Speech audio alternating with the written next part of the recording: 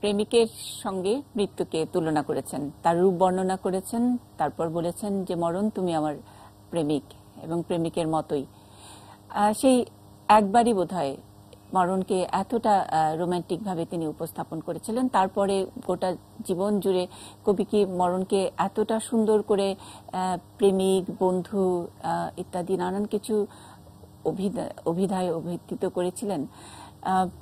অনেকটা খুঁজলে হয়তো কিছু কিছু পাওয়া যাবে, সেই খোঁজটাই আমরা নিব। আজকের বন্ধু দিবসে কবির প্রয়াণ দিবস নিয়ে আমরা আলোচনা করব। মৃত্যুকে কি বন্ধু করে নিয়েছিলেন নাকি মৃত্যুকে উদযাপন করার কথা বলেছিলেন, সেসব আলোচনায় থাকছে আজকের নিউজ আওয়ার এক্সট্রায় কবির ৭৬তম প্রয়াণ দিবসে। আমাদের সঙ্গে যারা আছেন, শিক্ষক গবেষক রফিকুল্লাহ খান, আমরা কথা সাহিত্যিক সকৃত নোমানকে পেয়েছি, এবং সঙ্গীত শিল্পী নন্দিতা ইয়াসমিন আছেন আমাদের সঙ্গে, আর সঙ্গে আছে একটি হারমোনিয়াম। স্বাগত জানাচ্ছি আমাদের আজকের এই অনুষ্ঠানে। বিশ্বকবি, কবিগুরুর যে প্রয়াণ দিবস তিনি সেটাকে মৃত্যুকে সেলিব্রেট করতেন, আর আজকে বন্ধু দিবসে একটু অন্যভাবে আমরা তাকে স্মরণ করতে চাই। যদি যে গানটি দিয়ে আমরা শুরু করলাম আজকের এই অনুষ্ঠানটি, মরণ ঋতু মম শ্যাম সমান, এই গানটি নিয়ে এক ধরনের আলোচনা আছে, এবং অনেকেই মনে করেন ভানু সিং এর পদাবলী মানে 1884 সালে যখন এটি প্রকাশিত হলো, তার কিছুদিন পরে কাদম্বরী দেবী মারা গেছেন। আমরা জানি কবিগুরুর খুব কাছের মানুষ তিনি, খুব পছন্দের মানুষ তিনি, তার সাহিত্যের এক ধরনের অনুপ্রেরণা। তিনি তখন খুব অল্প বয়স, এবং 22 বছর বয়সে ভানু সিং এর পদাবলীর এটি প্রকাশিত হয়। অনেকেই বলেন যে আসলে কাদম্বরী দেবীর শোকে তিনি এরকম একটি লিখেছেন। আসলে এই লেখাটি আগে প্রকাশিত হয়েছে, বরং এই লেখাটি আরো 3 বছর আগে থেকে লিখে শেষ করেছেন। সুতরাং ভানু সিং এর পদাবলীর যে মরণ ঋতু মম শ্যাম সমান এই গান, সেটি আরো 3 বছর আগে থেকে তৈরি হচ্ছিল। 1884-তে প্রকাশিত হয়, এবং তারও কিছুদিন পরে, ঠিক একই বছর কিছুদিন পরে কাদম্বরী দেবী মারা যান। সুতরাং এটা নিয়ে এক ধরনের একটা খটকা আমাদের অনেকেই, রবীন্দ্র প্রেমিক যারা আছেন তাদের খটকা আছে। এটাকে একটু রোমান্টিকতা দিয়ে ছুঁয়ে যেতে চান। আসলেই কি মৃত্যুটা অতটা রোমান্টিক? মৃত্যু কি বন্ধু? সেসব নিয়ে আমরা একটু শুনি রফিকুল্লাহ খান স্যারের কাছ থেকে। আসলে আমারও দীর্ঘকাল একটা প্রশ্ন ছিল যে রবীন্দ্রনাথ এত অল্প বয়সে মৃত্যুকে এত গভীরভাবে কেন কাছে ডাকলেন। তারপর সেই প্রশ্নের উত্তর রবীন্দ্র সাহিত্য পড়তে পড়তেই, রবীন্দ্রনাথের গান শুনতে শুনতেই, তার কবিতা পাঠ করতেই একসময় কিন্তু আমরা পেয়ে যাই। আসলে রবীন্দ্রনাথের মতো ব্যতিক্রমী প্রতিভা বিশ্ব সাহিত্যে তো আর নেই, পৃথিবীতে আর নেই, যিনি জীবনকে পরিপূর্ণরূপে উপলব্ধি করবেন, একটা সভ্যতার সমান শিল্প সৃষ্টি যিনি করবেন, তিনি তো সবার আগে মৃত্যুকে জয় করে নিয়েই যাত্রা শুরু করবেন। এইভাবেই আমরা দেখেছি যে রবীন্দ্রনাথ তার এই যে ভানু সিংহ ঠাকুরের পদাবলীর ভেতরে যেভাবে জীবনকে দেখেছেন, যেভাবে মৃত্যুকে দেখেছেন, জীবন এবং মৃত্যু কিন্তু সেখানে একটা অভিন্ন বলয়ের মধ্যে চলে এসেছে। রবীন্দ্রনাথ অনেক পরে তার কণিকা কাব্যে যখন বলেন, এবং অনেকবার তার কবিতার মধ্যে আছে এই মৃত্যুর কথা, মৃত্যুর সাথে বন্ধুত্বের সম্পর্কের কথা, যে কথাটি মুন্নি বলছিলেন একটু আগে, যে আজকে বন্ধু দিবসও বটে। রবীন্দ্রনাথ মৃত্যুকে বন্ধু হিসেবে দেখেছেন, এবং তিনি কণিকা কাব্যের মৃত্যু নামক একটি কবিতার মধ্যে বলছেন, ওগো মৃত্যু তুমি যদি হতে শূন্যময়, মুহূর্তে নিখিল তবে হয়ে যেত লয়, তুমি পরিপূর্ণ রূপ তব বক্ষে কোলে, জগৎ শিশুর মতো নিত্যকাল ধরে। এই হলো রবীন্দ্রনাথের। স্যার, যদি বন্ধুই হয়, আমার কথা যে বন্ধুকে নিয়ে তো অনেক অনেক লেখা থাকবে, তার পরবর্তী সময়ে কিন্তু আমরা ঠিক রবীন্দ্র রচনায় মৃত্যুর এই বন্ধু, এত ভালোবাসার জিনিস, সেলিব্রেট করার জিনিস, সেটা কিন্তু ওভাবে পাইনি। বরং মৃত্যু নিয়ে কিছুটা তিনি একটু শান্তই ছিলেন, অথবা আমরা বলি যে একটু থমকে গেছিলেন। খুব পারতপক্ষে তিনি বলতেন বলে মনে হয় না। কাদম্বরীর মৃত্যু নিয়ে পুষ্পাঞ্জলি যে নামের একটি প্রকাশনা, সেখানে অনেকগুলো তিনি কবিতা লেখেন, কিন্তু পরবর্তীতে সেটার আসলে সেই কবিতাগুলো পুষ্পাঞ্জলির কোনো ঠাঁই হয়নি। আমরা সঞ্চয়িতাতে পাইনি। তো সেগুলা সেগুলা কি খুব কাঁচা ছিল? এগুলা কিন্তু সাহিত্য মূল্য যারা করেন তারা কাঁচা কি পাকা সেগুলো নিয়ে কথা বলবেন, কিন্তু অনেক সময় মনে হয় যে মৃত্যু বা শোক নিয়ে তার খুব একটা আধিক্যতা ছিল না, বা এটাকে একটু এড়াতেই কি চাইতেন? না, এইটাকে এইভাবে না দেখে আমার মনে হয় যে দেখতে হবে যে অভিজ্ঞতার মৃত্যু আর উপলব্ধির মৃত্যুর মধ্যে পার্থক্য আছে। মানুষের স্মৃতির মধ্যে অজস্র মৃত্যু কিন্তু ঘোরাফেরা করে, আর বাস্তব জীবনে যখন একটি মৃত্যু ঘটে যায়, এর আগেও কিন্তু রবীন্দ্রনাথের পরিবারে অনেক মৃত্যু ঘটেছে, পরবর্তীকালে ঘটেছে, এবং স্মরণ নামক যে তার কবিতার বই আছে সেখানেও কিন্তু স্মরণ করতে গিয়ে তিনি মৃত্যুকেই মোটামুটি ভালোভাবে উপলব্ধি করেছেন।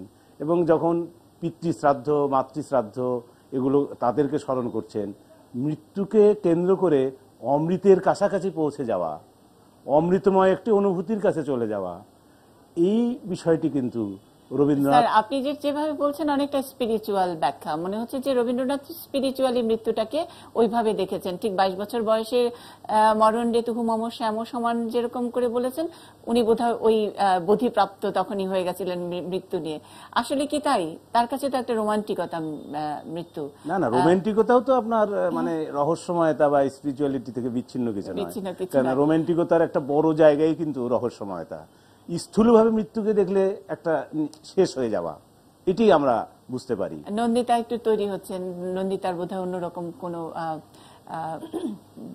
বয়ান নিশ্চয়ই আছে। উনি বলেন যে সেলিব্রেট করার। নন্দিতা একটু আগে টুকটাক কথা বলছিলেন, শুনি। না, আসলে আমার ভাবনাটা একটু অন্যরকম, যেটা নিয়ে আমরা আসলে আলোচনা শুরু করেছি, মরণেরে তুহু মম শ্যাম সমান। এই গানটি উনি যখন রচনা করেছিলেন তখন তো 17 বছর বয়স থেকে আসলে উনার এই ভানুসিংহ পদাবলীটা শুরু হয়েছিল, তখন থেকে লেখা শুরু হয়েছিল, এবং 21 বছর বয়সে সেটা প্রকাশিত হয়েছিল। তাহলে সেই 17 বছর বয়সে এই গানটা লেখার মতো তার যে কি বলবো চিন্তা বা এটা কিভাবে আসলো, হ্যাঁ এই অনুভূতিটা কিভাবে আসলো। তো আমি যতটুকু বুঝতে পারি যে সেই সময় গানটা পড়লে আপনারা দেখবেন যে মরণেরে তুহু মম শ্যাম সমান, এখানে রাধা এবং কৃষ্ণের প্রেমের কথা এবং প্রেম থেকে যে বিরহ। হ্যাঁ, মানে ওই যে এক মরণে দুজন মরে, ওই মরণের কথা বোধহয় বলেছে, যে দুইজনে প্রেমে মরেছে ওরকম। না, এখানে হচ্ছে মরণের তুহু মম শ্যাম সমান, শ্যাম হচ্ছে এখানটাতে কৃষ্ণ। এখন উনার কাছে উনি যখন শ্যামকে পেলেন না, কৃষ্ণকে পেলেন না, রাধা, তখন উনি বলেন এর চাইতে আমার মরণ ভালো, মানে আমি তো তাকে পেলাম না। তো সেই ক্ষেত্রে এটা আমার কাছে বিরহের যন্ত্রণাটা তার কাছে মরণের সমান। তো সেটাই আর কি আমি বোঝাতে চাচ্ছি যে বিরহর যে ব্যাপারটা, বিরহর যন্ত্রণা, সেখান থেকে মরণের কনসেপ্টটা ওনার এই গানে এসছে, এবং সেটা নিছকই তার একটা ইয়াং এজে যেই রোমান্টিক একটা ভাবনা থেকে মৃত্যু নিয়ে তিনি হয়তো লিখেছেন এটা।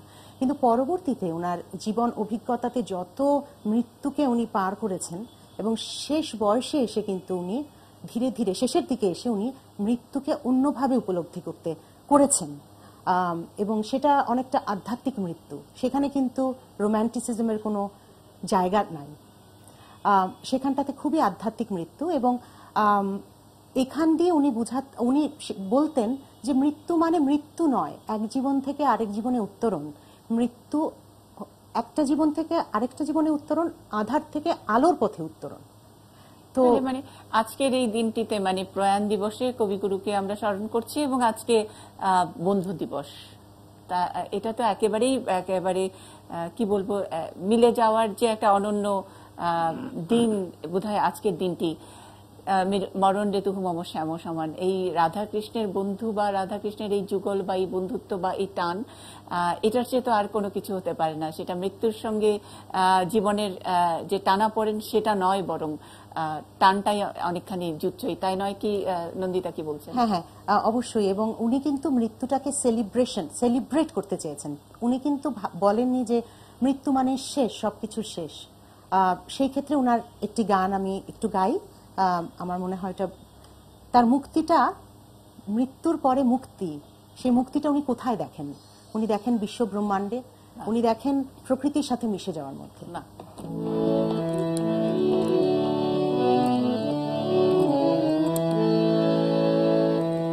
আমার মুক্তি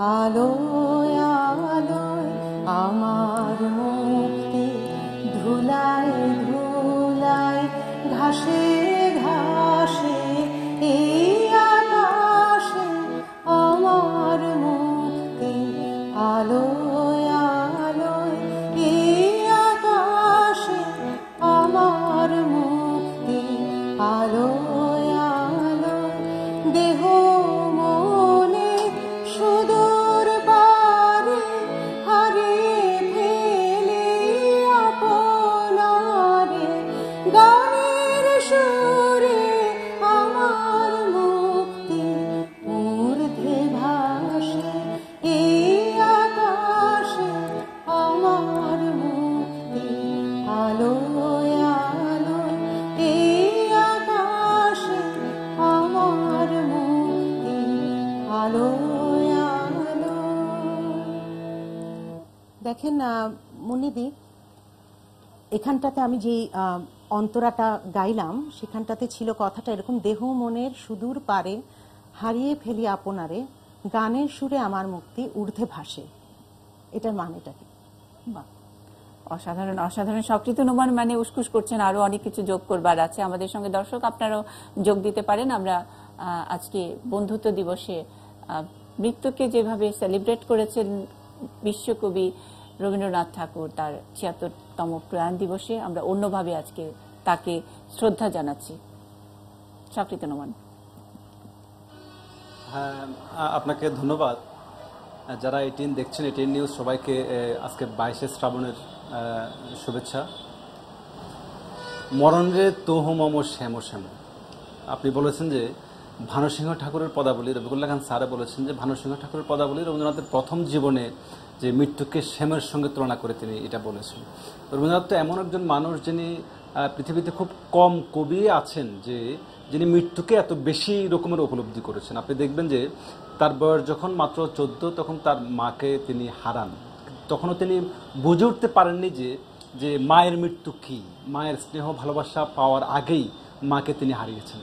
এবং যখন আরেকটু বড় হলেন, 24 বছর বয়স, তখন তিনি কাদম্বরী দেবী, তার ভাতৃবধূ, যার সঙ্গে বলা হয়ে থাকে যে তিনি অভিভাবক তুল্য ছিলেন, যার ওই কাদম্বরী দেবী তার এক ধরনের কাব্যের অনুপ্রেরণাদাত্রী হিসাবে বা অনুপ্রেরণাবাদ, তিনি নেপথ্যে থেকে কবি রবীন্দ্রনাথ ঠাকুরকে অনেক ব্যাপারে সহযোগিতা করতেন।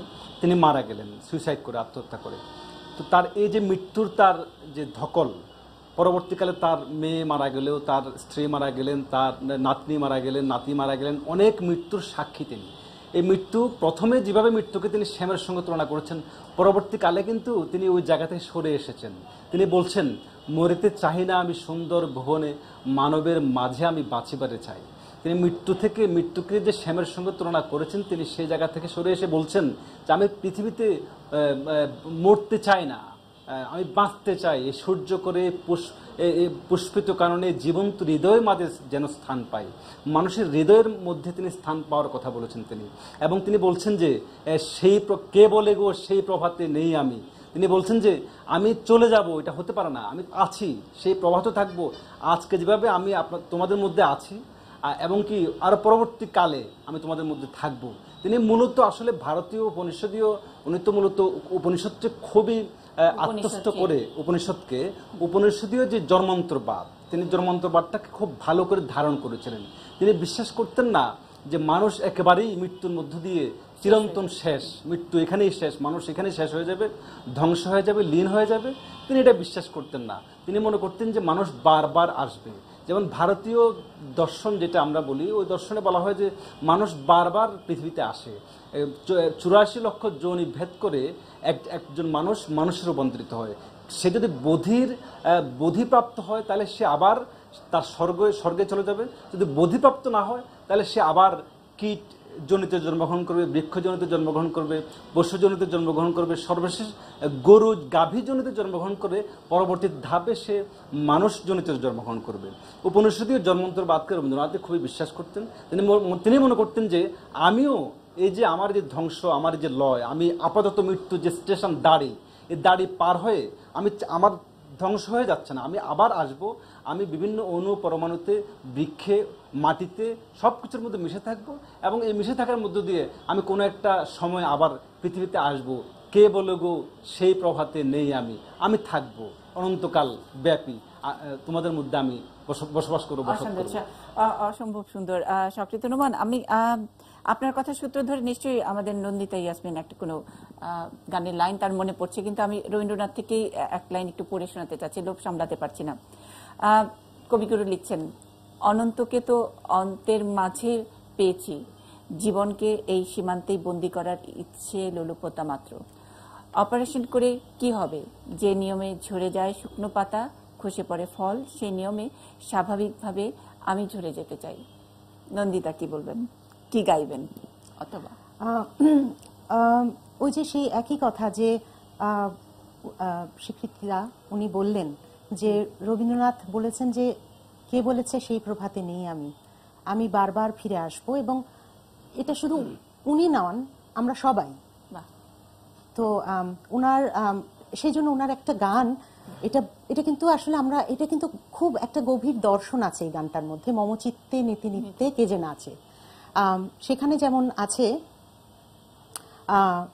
কি আনন্দ কি আনন্দ কি আনন্দ, দিবারাত্রি নাচে মুক্তি নাচে বন্ধ, সে তরঙ্গে ছুটি রঙ্গে পাছে পাছে, তাতা থই থই তাতা থই থই তাতা থই থই। তা আমি একটু গানটা গিয়ে দিই। মম চিত্তে নীতি নিত্যে কে যে নাচে, তাতা থই থই তাতা থই থই তাতা থই থই, মম চিত্তে নীতি নিত্যে কে যে নাচে, তাতা থই থই তাতা থই থই তাতা থই থই, তারে সঙ্গে কি মৃদঙ্গে সদা বাজে, তাতা থই থই তাতা থই থই তাতা থই থই, তারে সঙ্গে কি মৃদঙ্গে সদা বাজে, তাতা থই থই তাতা থই থই তাতা থই থই, মম চিত্তে নীতি নৃত্যে কে যে নাচে, তাতা থই থই তাতা থই থই তাতা থই থই, হাসি কান্না হীরা পান্না দোলে ভালে, কাপে ছন্দে ভালো মন্দ তালে তালে, নাচে জন্ম নাচে মৃত্যু পাছে পাছে, তাতা থই থই তাতা থই থই তাতা থই থই, কি আনন্দ কি আনন্দ কি আনন্দ, দিবারাত্রি নাচে মুক্তি নাচে বন্ধ, সে তরঙ্গে ছুটি রঙ্গে পাছে পাছে, তাতা থই থই তাতা থই থই তাতা থই থই, মম চিত্তে নীতি নৃত্যে কে যে নাচে, তাতা থই থই তাতা থই থই তাতা থই থই। আমাদের জীবনটা একটা চক্রের মতো, যেমন দিনের পরে রাত আসে, জন্মের পরে মৃত্যু আসে, আবার আরেকটা জন্ম হয়। তো এবং এটা কিন্তু একটা ছন্দের মধ্যে দিয়ে চলে, মানে আমাদের বিশ্ব ব্রহ্মাণ্ড একটা ছন্দের মধ্যে দিয়ে চলছে, এবং সেটাই আমাদের আসলে বোঝা খুব জরুরি। এই জন্য হয়তো বা হ্যাঁ, মৃত্যু শোক তো একটা বিশাল শোক, কিন্তু সেটাকে তো আমাদের জয় করতে হবে, এবং রবীন্দ্রনাথ বলেছেন অসাধারণ, মৃত্যুকে জয় করব, মৃত্যুকে জয় করা। আমরা সুন্দর বন্ধু দিবসে আমরা মৃত্যুকে জয় করবার কথা বলছি, একেবারে বন্ধু করে নিয়ে বলছি। জীবনটা চক্রের মতো। আমি স্যার আপনার কাছে আসবো, তার আগে নন্দিতার কথা সূত্র ধরে কবিগুরুর একটা চিঠির দু একটি লাইন আবার একটু পড়ে শোনাতে চাই। আমার কমন পড়ে যাচ্ছে আমি জানি না। দার্শনিক রবীন্দ্রভক্ত মোহিত চন্দ্র সেনের কন্যা উমাদেবীকে তিনি যার নাম বুলা, তার মৃত্যুর পরে মৈত্রী দেবীকে লেখা কবির একটি চিঠি। তিনি বলছেন যে, কল্যাণী ইস্যু, বুলা একেবারেই নেই কথাটা তোমার মন কোনো মতেই স্বীকার করতে চাচ্ছে না, তখন তাকে স্বীকার করবার দরকারটা কি? থাকা ব্যাপারটা কত বৈচিত্র্য আছে, কখনো ঘুমিয়ে থাকি, কখনো জেগে থাকি, কখনো কাছে থাকি, কখনো দূরে থাকি, কখনো দৃশ্যে কখনো অদৃশ্যে। তার সঙ্গে আরো একটা কথা যোগ করে দিতে দোষ কি, অর্থাৎ কখনো এ লোকে, কখনো অন্য লোকে, কখনো মর্ত শরীরের অবস্থায়, কখনো এই শরীরের অতীত অবস্থায়। তুমি বলবে নিশ্চিত জানি নে যে এই জন্যেই ইন্দ্রিয়কে প্রমাণকে না মেনে আকাঙ্ক্ষার প্রমাণকেই তো মানা ভালো। খুবই মানে অসাধারণ যে একটা চক্রের কথা নন্দিতা বলছিলেন, তারই একটুখানি আমরা একটু লিঙ্ক আমরা পেলাম এই মৈত্রী দেবীকে লেখা চিঠিতে। আরো অনেক অনেক লিঙ্ক আছে, আমার হাতে এটুকু কমেন্ট পড়েছে। আমরা একটু স্যারের কাছে যেতে চাই। তো খুব সেলিব্রেটের কথা আমরা বলছি। হ্যাঁ, এটা মৃত্যু এবং আমি বন্ধু। বুঝতে পারছি যে আমরা মৃত্যু যে একটা ভয়ঙ্কর ব্যাপার, সেই জায়গাতে আমরা আদৌ থাকতে চাচ্ছি না, একদম না, একদম থাকতে চাচ্ছি না। একদম না। যেহেতু রবীন্দ্রনাথ নিজেও থাকতে চাননি। আমরা রোমান্টিসিজম সম্পর্কে, আধ্যাত্মিকতা কিংবা রহস্যময়তা, ওগুলো এই মুহূর্তে আমরা বেশি কিছু বলতে চাচ্ছি না। তবে নন্দিতা একটা ব্যাখ্যা দিয়েছেন ভালো, সে মরণ রে তুহু মম সমান, সেটা হলো শ্যামের যে ব্যাখ্যা, বিরহের যে ব্যাখ্যাটি দিলেন, খুব ভালো ব্যাখ্যা, কিন্তু সেটা বন্ধু হিসেবে গ্রহণ করার বিকল্প। কিন্তু অধিকাংশ সমালোচকই বলছেন যে মৃত্যুকে তিনি বন্ধু হিসেবে মেনে নিয়েছেন, কারণ মৃত্যুকে ভয় পাওয়া রবীন্দ্রনাথ বোধহয় সবচেয়ে বেশি ভয় পেতেন ওই পর্যায়ে। এই কারণে তাকে বন্ধু হিসেবে গ্রহণ করে নিয়ে জীবনের পরবর্তী যাত্রা, এবং ও থেকে প্রায় 10 বছরের মধ্যেই রবীন্দ্রনাথ কিন্তু সখা করে ফেলেছেন মৃত্যুকে, এবং বলছেন যে আমার যখন জীবনটা শেষ হয়ে যাবে তখন তুমি বধূ হয়ে এসে আমাকে চুমু দিয়ে শান্তির জগতের মধ্যে নিয়ে যেও। এর চেয়ে রোমান্টিকতা আর কি হতে পারে? এটাকে আমরা আধ্যাত্মিকতাই বলি আর রহস্যময়তাই বলি। আমার কাছে রবীন্দ্রনাথের সারা জীবনের যে মৃত্যু চিন্তা, তার মধ্যে যেভাবে আপনারা বলছেন সেটা আমার মনে হয় না একটা ধারাবাহিকতা আছে। এবং রবীন্দ্রনাথের সামনে এগিয়ে যাওয়া কিন্তু অভিজ্ঞতার দিক থেকে অনেক বড় ব্যাপার। তিনি নাইট উপাধি ত্যাগ করছেন, তারপর সভ্যতার সংকটের মতো প্রবন্ধ লিখছেন, আবার তার পাশাপাশি লিখছেন মৃত্যুর একদম দ্বার প্রান্তে বসে যে সম্মুখে শান্তি পারাবার ভাষা ও তরুণী হে কর্ণধার। এই সবকিছুই কিন্তু রবীন্দ্রনাথের মধ্যে আছে।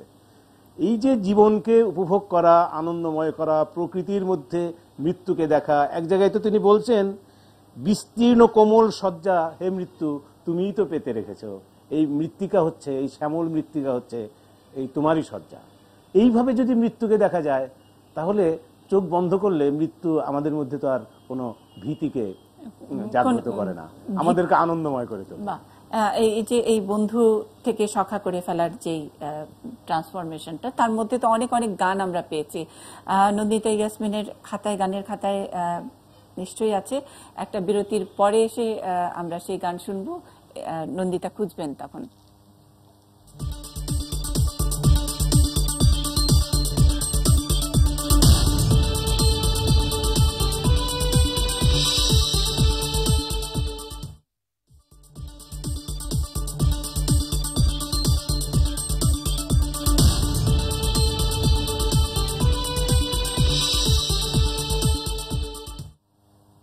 নিউজ আউটএক্সটা দেখছেন। আমরা আজকে কবিগুরুর প্রয়াণ দিবসে এবং বন্ধু দিবসে শ্রদ্ধা জানাচ্ছি কবিগুরুর প্রতি, যিনি মৃত্যুকে বন্ধু হিসেবে, সখা হিসেবে গ্রহণ করেছিলেন অথবা করেননি। সেই দোলাচল নিয়ে আলোচনা চলছে আমাদের এই অনুষ্ঠানে। যারা আছেন আবারও একটু পরিচয় করিয়ে দিচ্ছি, এই মাত্র যারা টিভি সেটের সামনে এসে বসছেন তাদের জন্য। আমাদের সঙ্গে আছেন শিক্ষক গবেষক রফিকুল্লাহ খান, আছেন কথা সাহিত্যিক সকৃত নোমান এবং সঙ্গীত শিল্পী নন্দিতা ইয়াসমিন। বিরতিতে যাবার আগে সখার, মানে বন্ধু থেকে সখা হওয়ার প্রসঙ্গটি টেনেছিলেন রফিকুল্লাহ স্যার, আর নন্দিতা তার গানের খাতা খুঁজে সেই সখার একটা গান পেয়েছে। নন্দিতা? না, আমি ঠিক এই গানটির মধ্যে সখা বিষয়টি, মৃত্যুকে সখা হিসেবে দেখছেন কিনা তা আমি জানি না, কিন্তু এই গানটি 1918 সালে রচিত হয়েছিল গানটি, এবং এটি পূজা পর্যায়ের গান। এবং এই গানটিতে আমার মনে হলো যে রবীন্দ্রনাথ শেষ বয়সের দিকে হয়তোবা, জানি না আমি, হয়তোবা মৃত্যুকে হয়তো কখনো কখনো ভয় পেয়েছেন, কখনো কখনো, এবং সেই ক্ষেত্রে তিনি ঈশ্বরকে তার পাশে রাখতে চেয়েছেন বন্ধু হিসেবে, এবং ঈশ্বর বন্দনা এবং ঈশ্বরের প্রতি তার নির্ভরতা, যে বিষয়টি এই গানটিতে খুব ভালোভাবে উঠে এসেছে। আমি একটু শোনাই।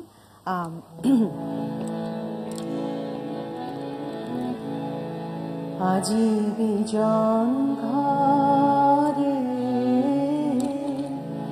নিশীথ রাতে আসবে যদি শূন্য হাতে, আমি তাইতে কি ভয় মানি জানি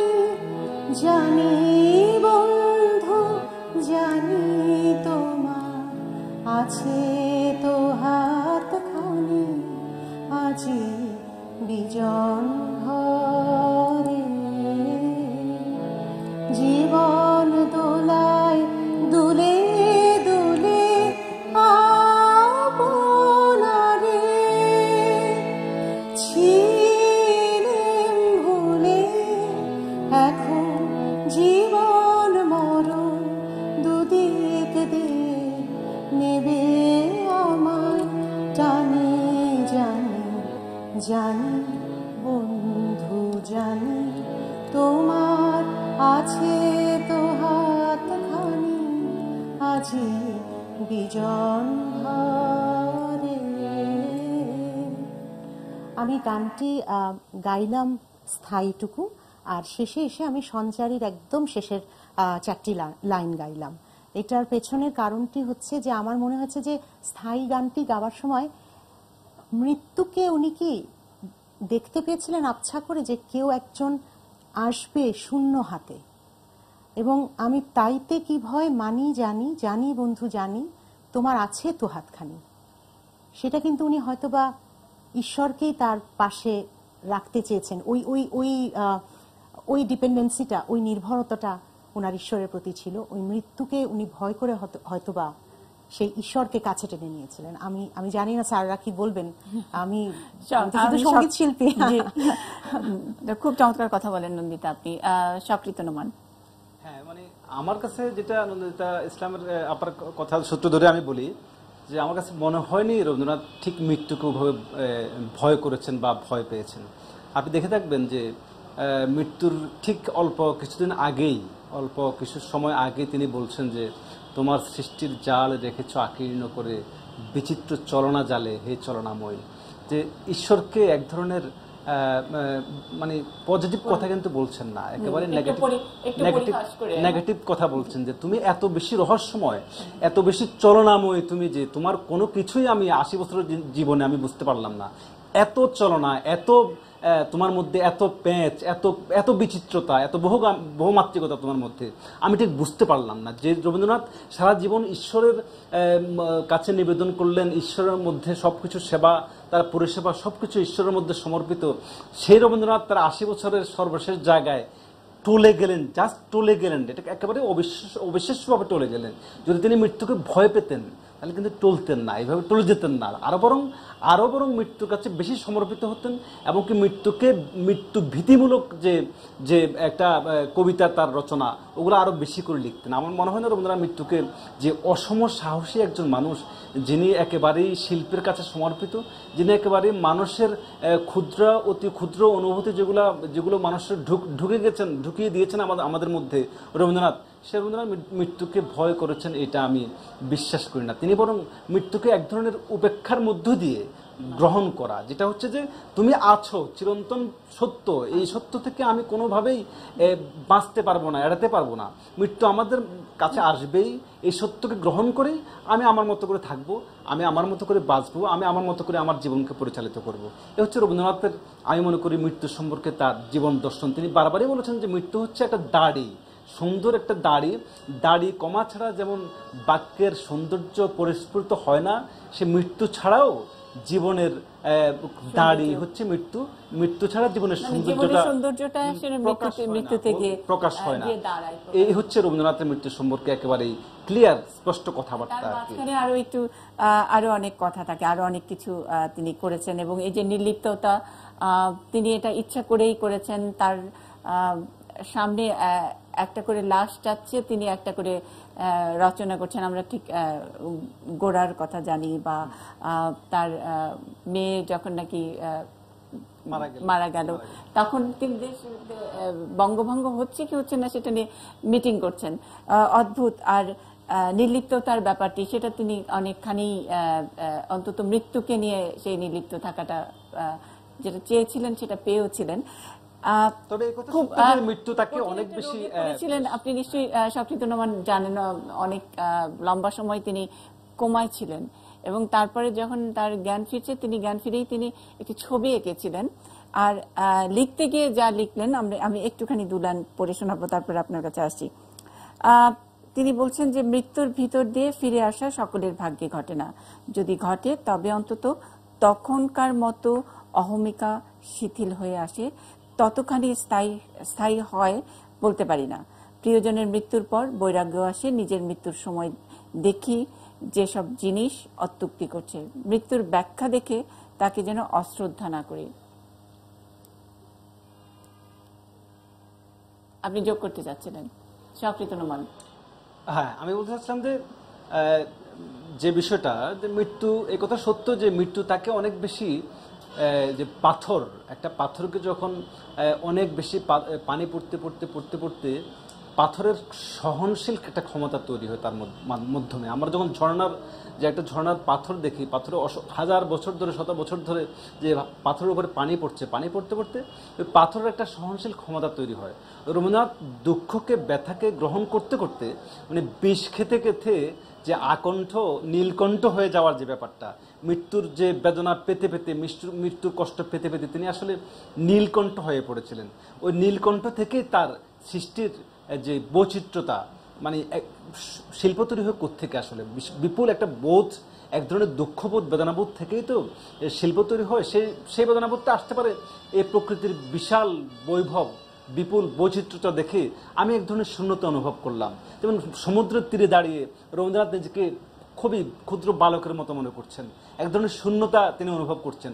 বাংলাদেশে মানে পদ্মা নদীর, যখন তিনি পদ্মা নদী দিয়ে আসছেন, এই নদীর বৈচিত্র্যতা দেখে, বাংলার বিপুল শস্য শ্যামলিমা দেখে তিনি নিজেকে খুবই আপ্লুত বোধ করছেন, আপ্লুত হয়ে পড়ছেন তিনি। এই ধরনের ক্ষুদ্র ক্ষুদ্র বিষয়, এই বিশ্ব থেকে কিন্তু শিল্প তৈরি হয়, এবং কি মৃত্যুর যে বেদনা, যে বিষাদ, ওই বিষাদ থেকেও কিন্তু মানুষের ভিতরে এক ধরনের শিল্পবোধ তৈরি হয়, এক ধরনের প্রশ্ন তৈরি হয়।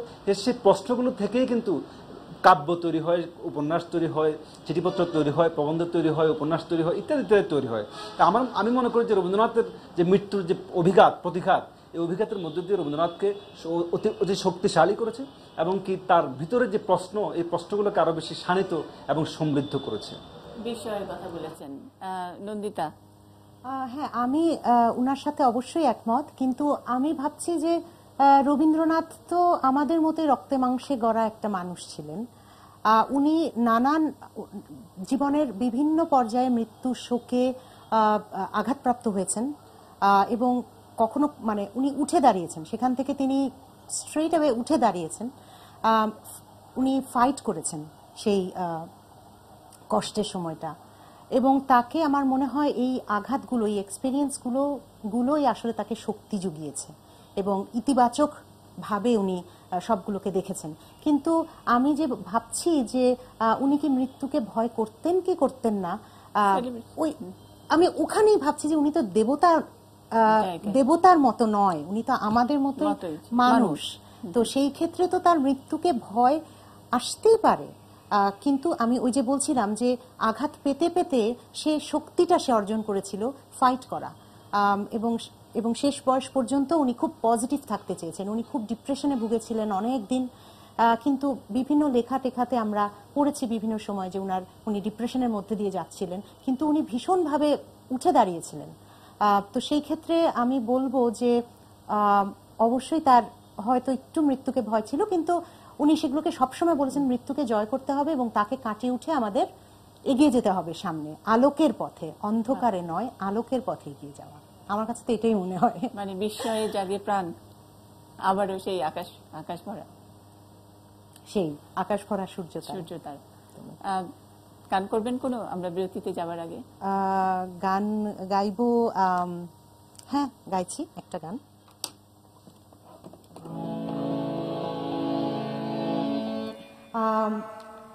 কাদম্বরী দেবীর মৃত্যুর পর আমরা জানি সবাই যে রবীন্দ্রনাথ তো ভীষণভাবে ভেঙে পড়েছিলেন, এবং এই গানটি আপনাদের সবার খুব পরিচিত, যে উনি ছাদ দিয়ে হাঁটছিলেন, বাড়ির ছাদে হাঁটছিলেন, হঠাৎ করে উনি হয়তো বা বাতাস একটা অনুভব করেছিলেন, বসন্তের বাতাস। ওনার কাছে মনে হয়েছিল যে হয়তো কাদম্বরী দেবীর একটা পরশ ওনার কাছে এসেছে। তো সেই ক্ষেত্রে আমি আর কি এই গানটা একটু গাই। সে ঢেউয়ের মতো ভেসে গেছে, চাঁদের আলোর দেশে গেছে, সেখান দিয়ে হাসি তার রেখে গেছে রে, মনে হলো আখির কোণে আমার যেন ডেকে গেছে সে। আমি কোথায় যাব, কোথায় যাব ভাবতেছি তাই একলা বসে। সে চাঁদের চোখে বুলিয়ে গেল ঘুমের ঘোর, সে প্রাণের কোথায় দুলিয়ে গেল ফুলের ডোর। কুসুম বনের উপর দিয়ে কি কথা সে বলে গেল, ফুলের গন্ধ পাগল হয়ে সঙ্গে তারে চলে গেল। হৃদয় আমার আকুল হলো, নয়ন আমার মুদে এলো রে। কোথা দিয়ে কোথায় গেল সে, আমার প্রাণের পরে চলে গেল কে। এই যে গানটা উনি লিখলেন, গানটা তৈরি করলেন, এখানে উনি উনার সেই স্মৃতি হয়তোবা ভালোবাসার অনুভূতিগুলো উনি কিন্তু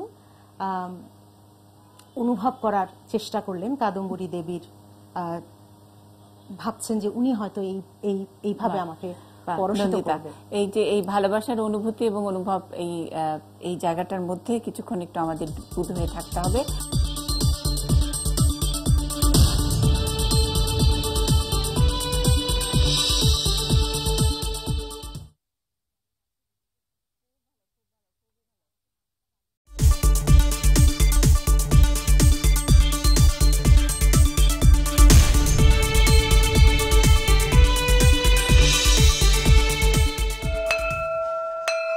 ক্লাস 1 থেকে সেই দ্বাদশ শ্রেণী শিক্ষাজীবনের এই পথচলায় পাঠ্যসূচিতে রবীন্দ্রনাথ ঠাকুরের কোনো না কোনো সৃষ্টির ছোঁয়া নিয়েই বড় হয় বাংলাদেশের এই শিক্ষার্থীরা। প্রথম শ্রেণী থেকে পঞ্চম শ্রেণী পর্যন্ত বাংলা বইয়ে শুধুমাত্র একটি করে রবীন্দ্রনাথ ঠাকুরের ছড়ার স্বাদ পেলেও পরের ক্লাসগুলোর পাঠ্য বইয়ে কিন্তু কবিতা, গল্প, নাটকের মতো বিশ্বকবির নানা সৃষ্টির নাগাল পান শিক্ষার্থীরা। তাহলে তো বাংলাদেশের পাঠ্যসূচিতে শিক্ষার্থীদের জন্য রবীন্দ্রনাথ ঠাকুর, তার সৃষ্টি কিংবা দর্শনকে জানার যথেষ্ট সুযোগ রয়েছে। এতক্ষণে যারা এমনটা ভেবে নিয়েছেন, রবীন্দ্র গবেষকদের মত কিন্তু তাদের সঙ্গে একেবারেই মেলে না। যে রবীন্দ্রনাথ কেবল সাহিত্য স্রষ্টাই নন, তিনি একজন সমাজ সংস্কারক, তিনি একজন পল্লী সংগঠক, এই যে প্রকৃতি প্রেমিক, তিনি একজন দার্শনিক। আমার মনে হয় যে এই রবীন্দ্রনাথ আমাদের পাঠ্যপুস্তকে নেই। সুতরাং পাঠ্যপুস্তকে সাহিত্যিক রবীন্দ্রনাথের পাশাপাশি সমাজ সংস্কারক রবীন্দ্রনাথকে যদি আমরা আনতে পারি, শিক্ষাবিদ রবীন্দ্রনাথকে যদি আনার সুযোগ থাকে, সেটি আমার মনে হয় দেশের শিক্ষার্থীর জন্য একটি নতুন জায়গা হতে পারে। ঢাকা বিশ্ববিদ্যালয়ের বাংলা বিভাগের এই শিক্ষক বলছিলেন, যিনি নিজেই চেয়েছিলেন শিক্ষাকে একেবারে সহজ, পুরোপুরি আনন্দের জায়গায় নিয়ে যেতে, বাংলাদেশের পাঠ্যসূচিতে সেই রবীন্দ্রনাথের উপস্থিতিই যেন তার ঠিক উল্টো অবস্থানে। রবীন্দ্রনাথ বলেছিলেন আনন্দটা মুখ্য হলে শিক্ষাটা এমনি এমনি চলে আসবে। আর আমাদের এখনকার যে পদ্ধতি, এই পদ্ধতির মধ্যে শিক্ষাকে মুখ্য করে আনন্দকে তিরোহিত করা হয়েছে, যে কারণে রবীন্দ্রনাথের যে লেখাগুলোর মধ্যে আনন্দ বেশি, সেই লেখাগুলো কিন্তু দূরে চলে গেছে। যে ছেলে মেয়েগুলো আছে বয়সে তরুণ, তাদের কাছে রবীন্দ্রনাথ একটা ভারী বোঝা, দাড়ি সহ একজন ঋষির মতো মনে হয়েছে। রবীন্দ্রনাথ যে আনন্দ দিতে পারেন, রবীন্দ্রনাথ যে সুন্দর সুন্দর ছড়া লিখেছেন, কবিতা লিখেছেন, সেইগুলো তুলনামূলকভাবে এ কারণে কম আমাদের পাঠ্যপুস্তকগুলোতে এসেছে।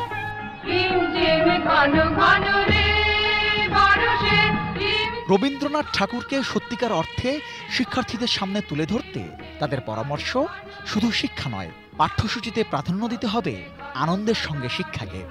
আমাদের শিক্ষাবেত্তা যারা আছেন তারা যদি মনে করেন যে হ্যাঁ, আমরা পাশ্চাত্য শিক্ষা যে রীতিটি আছে সেই রীতিটিকে কিছুটা রেখে আমাদের এই ঘরানার, আমাদের এই বাঙালিদের দীর্ঘকাল ধরে যে শিক্ষা দেওয়ার রীতিটি আছে, এই দুটোর সমন্বয়ের মধ্য দিয়ে, অর্থাৎ আনন্দ এবং শিক্ষা, শিক্ষা এবং আনন্দ, এর মধ্য দিয়ে আমাদের ছেলে মেয়েদেরকে আমরা বড় করব, শিক্ষিত করে তুলব, এটি হতেই পারে। যে রবীন্দ্রনাথকে আমরা কেবল রবীন্দ্রনাথের মধ্য দিয়ে জানছি, কিন্তু রবীন্দ্র সাহিত্য নিয়ে যারা গবেষণা করছেন তাদেরও যদি দু একটা লেখা, রবীন্দ্রনাথ সংক্রান্ত লেখা থাকে, সেটিও রবীন্দ্রনাথকে জানার একটা ভালো জায়গা হতে পারে বলে আমি বিবেচনা করি।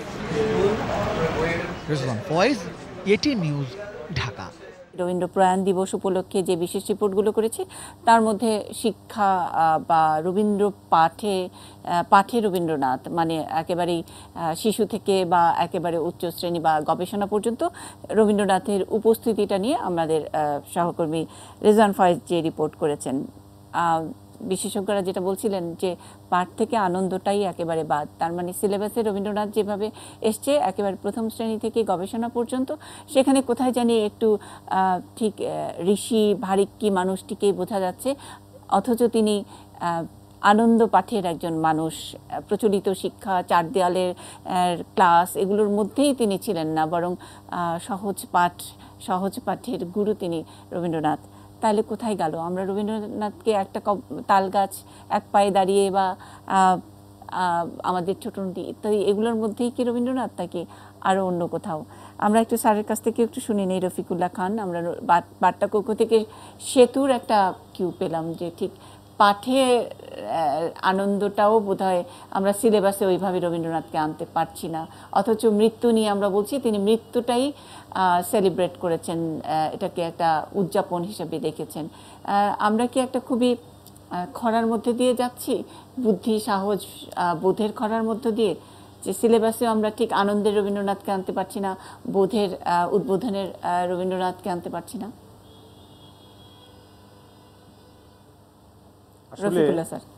আসলে অনিবার্য কিছু পরিবর্তন ঘটে যাচ্ছে প্রতি মুহূর্তে। আসলে পরিবর্তনগুলো আমরা উপলব্ধি করি অনেক পরে, কিন্তু বর্তমানের মধ্যে যে পরিবর্তনগুলো ঘটছে সেই পরিবর্তনগুলো আমাদের কাছে অনেক সময় অপরিচিত মনে হচ্ছে, আমরা অনেকেই অস্বস্তি বোধ করছি। আর রবীন্দ্রনাথ সম্পর্কে এতক্ষণ আমরা যে রিপোর্টগুলো দেখলাম এবং যে কথাগুলো শুনলাম, যে রবীন্দ্রনাথ আসলে ওই যে কথাটি বলছি যে মৃত্যু নিয়ে অনেক কথা বলা যায়, তার অনেক চরিত্রের মৃত্যু আছে, কিন্তু সবচেয়ে বড় কথা হচ্ছে যে রবীন্দ্রনাথ পৃথিবীর শ্রেষ্ঠতম রোম্যান্টিক কবি, এবং রোম্যান্টিকতায় মৃত্যু, অন্ধকার এই প্রসঙ্গগুলো থাকবে। আর রবীন্দ্রনাথের মধ্যে আরও অনেক বেশি ছিল যে বিবর্তনবাদের তত্ত্বকে তিনি তার রোম্যান্টিক কবি স্বভাব দ্বারা মানে এমনভাবে আত্মস্থ করেছিলেন যে সোনার তরীর অনেক কবিতায় মনে হয় তিনি বোধহয় ডারউইন নিয়ে কথা বলছেন আমাদের সাথে। সুতরাং এই যে মানুষের জন্মের যে মূল রহস্যটা এই বিবর্তনবাদে যেভাবে এসছে, ওটাও কিন্তু রবীন্দ্রনাথের মধ্যে প্রবলভাবে ছিল। আর বিশ্বাসটা যদি ওই রকম হয়, একজন আধ্যাত্মিক বা একজন রোম্যান্টিক কবির মধ্যে তার জন্মের বিশ্বাসটি যদি এইরকম হয়, তাহলে কিন্তু তার মৃত্যু ওই যে জন্মান্তর বা যেভাবেই বলি না কেন, মৃত্যু নিয়ে সে কখনোই ভীত থাকবে না, সন্ত্রস্ত থাকবে না। একটা প্রশান্ত সেই নির্ঝরের স্বপ্নভঙ্গের মধ্যেও কিন্তু মৃত্যুর প্রসঙ্গ আছে, এবং সেখান থেকে কীভাবে আলোকময় একটা পৃথিবীর দিকে ধাবমানতা, সেটাও কিন্তু ওই পর্যায়ে রবীন্দ্রনাথের কবিতার মধ্যেই দেখা যায়। অর্থাৎ একটা জীবন চক্র, সেই জীবন চক্রটাকে উপলব্ধি করা, সেটা যদি আমরা করতে যাই রবীন্দ্রনাথের সাহিত্যের মধ্যে পাবো। আর মৃত্যু বারবার এসছে, মানুষের ব্যক্তি জীবনে আসে এবং মানুষের চারপাশে সেগুলো ঘটতে থাকে। আর নিঃসঙ্গ মানুষের মধ্যে এই ভীতি এবং চিন্তা অনেক প্রবলভাবে কাজ করতে থাকে। কিন্তু রবীন্দ্রনাথ তো নিঃসঙ্গ ছিলেন না বেশি সময়। তিনি তার ছিন্নপত্র কিংবা গল্পগুচ্ছ কিংবা গোরা উপন্যাস এগুলো পড়লে আমরা বুঝতে পারি তার জীবনকে দেখার, উপলব্ধি করার ক্ষেত্রটা কত বিশাল ছিল। এবং জগৎ এবং জীবনকে এইভাবে দেখতে গেলে মৃত্যুকে জীবনের একটি অনিবার্য অনুষঙ্গ হিসেবেই মনে হবে, এবং বৈপরীত্যও কিন্তু থাকবে। এই যে নন্দিতা একটা কথা বলছিলেন যে একসময় এরকম ছিলেন, আর এক সময় কিন্তু রবীন্দ্রনাথের সেটা পরিবর্তিত হয়ে গেল। এই যে স্ববিরোধ, এটাকে আমরা স্ববিরোধ বলবো না, একই অস্তিত্বের মধ্যে অনেক কিছু থাকা। বলছেন যে অসংখ্য বন্ধন মাঝে মহানন্দময়, আবার তিনিই বলছেন যে আমার মুক্তি আলয় আলয়। তাহলে তিনি মুক্তিও যাচ্ছেন, তিনি আবার বন্ধনকেও পছন্দ করছেন। এটা তো বৈপরীত্য নয়, এটাকে আমি মনে করি এবং সবাই মনে করবেন আশা করি, যেটা আসলে বৈচিত্র্যকে ধারণ করা, যেটা জীবনের লক্ষ্য। একই মানুষ, একই সঙ্গে কত কিছু। আর জীবন এবং মৃত্যু এ দুটো তো একই সঙ্গে চলছে বিশ্বজগতে, সেটাকে মেনে নিয়েই চলা। এই যে উপলব্ধি, এই উপলব্ধি হচ্ছে রবীন্দ্রনাথকে, মানে তার মৃত্যু ভাবনাকে, তার জীবন চেতনাকে। আমরা রবীন্দ্র পাঠ নিয়ে একটু জানতে চেয়েছি, যেটা সহকর্মী সেতু যে বার্তাকক্ষ থেকে সর্বশেষ খবর জানাচ্ছিল, সেখানে আমরা রেজওয়ান ফয়েজের রিপোর্টটি দেখলাম। আমরা সারাদিনই রবীন্দ্র প্রয়াণ দিবসের যেই আনুষ্ঠানিক খবর ইত্যাদি প্রচার, তার মধ্যে আমরা এই বিশেষ জায়গাটি একটু রেখেছিলাম যে আমাদের পাঠে, আমাদের শিশুদের পাঠে, স্কুলে, কলেজ, বিশ্ববিদ্যালয় বা গবেষণায় রবীন্দ্রনাথের উপস্থিতি একটু কি স্টেরিওটাইপ হয়ে গেছে কিনা, মানে যুগ যুগ ধরে একই ধরনের সিলেবাস, একই রকমের গল্প কবিতা, কিন্তু রবীন্দ্র ভাণ্ডার তো সেই বিশাল সমুদ্র, মহাসমুদ্র, সেখানে যুগের সাথে তাল মিলে। আর আমার কাছে একটু মনে হয় যে এক চিমটি রবীন্দ্রনাথ, এক চিমটি নজরুল, এই ধরনের একটা সিলেবাস করা হয়। এমন কি কোনো বাধ্যবাধকতা আছে যে একটাই থাকতে হবে বা দেড়খানা থাকতে হবে, পুরো আরো বেশি থাকবে না? এটা খুব ভালো কথা বলছেন। আমাদের ছেলে মেয়েদের গ্রহণ ক্ষমতার পরিবর্তন ঘটছে, সময়ের এবং দৃষ্টিভঙ্গির পরিবর্তন ঘটছে, সর্বক্ষেত্রে পরিবর্তন ঘটছে। আর আমরা সেই পুরনো ধাঁচের পাঠ্যক্রম নিয়েই কিন্তু, সিলেবাস নিয়েই কিন্তু আমরা ছেলে মেয়েদের কাছে যাচ্ছি। এটা হলো একটা জায়গা। আর দ্বিতীয় যে প্রশ্নটি গুরুত্বপূর্ণ, যারা পাঠদান করছেন তারা কারা, তারা কতটা রবীন্দ্রনাথ বোঝেন, এই কথাগুলো আমরা কখনো বলি না। আমরা যারা শিক্ষক, আমরা রবীন্দ্রনাথকে কিভাবে ছেলে মেয়েদের কাছে উপস্থাপন করি, অন্য লেখকদেরকে আমরা কিভাবে উপস্থাপন করি, স্যার আপনারা কিভাবে করেন, আমরা আনন্দময় করে তুলতে পারি কিনা, জি সেটা পারেন কি স্যার?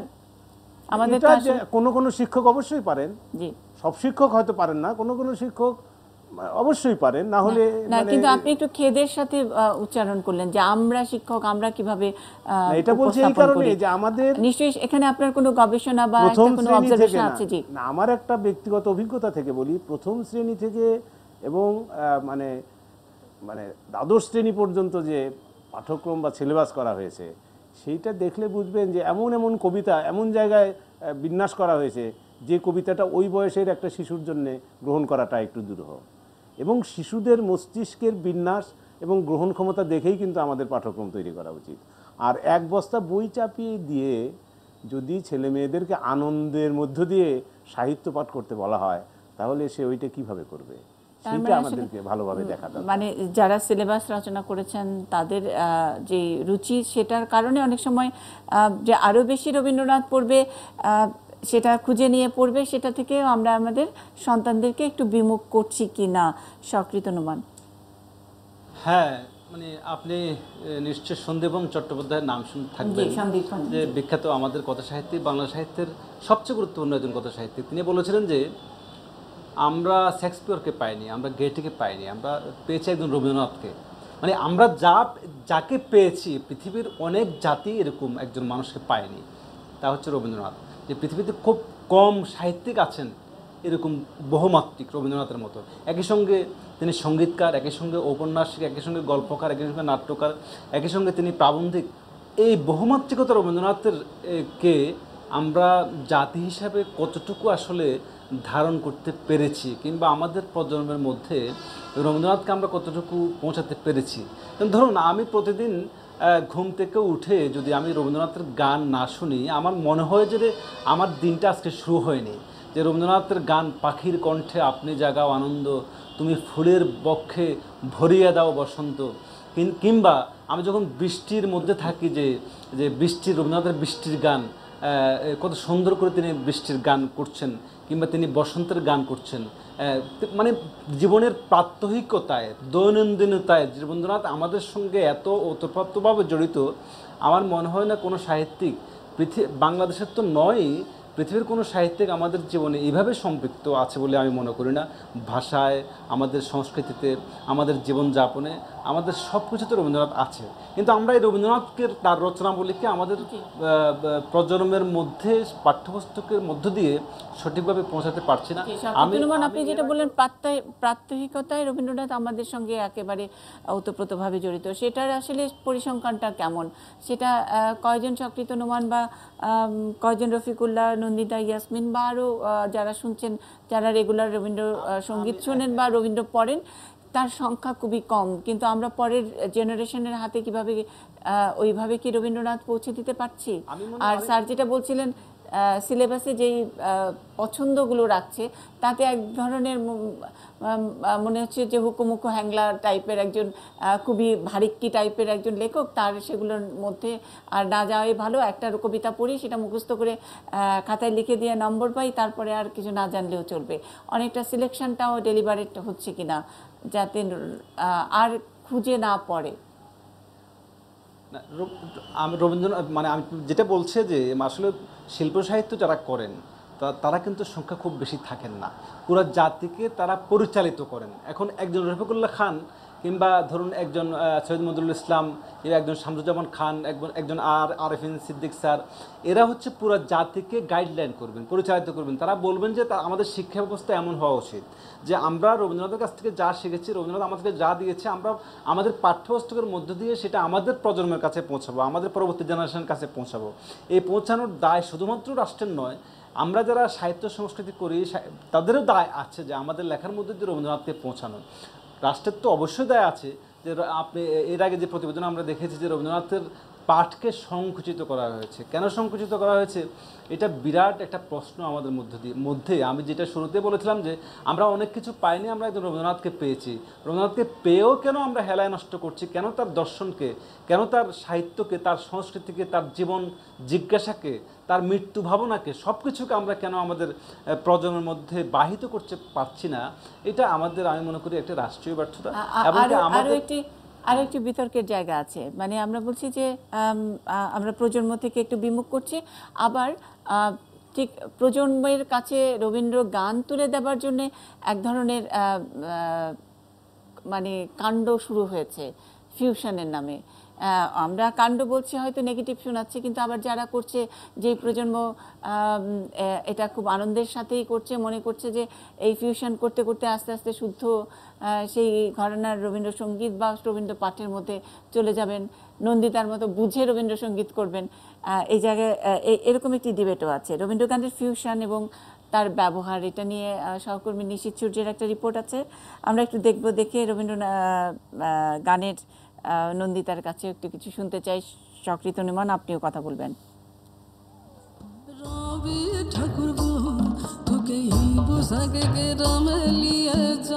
রবীন্দ্রনাথ আমাদের সঙ্গী।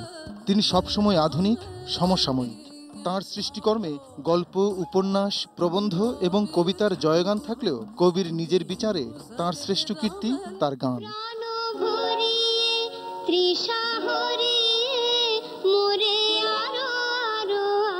কবিগুরু গান লিখেছেন 1915টি।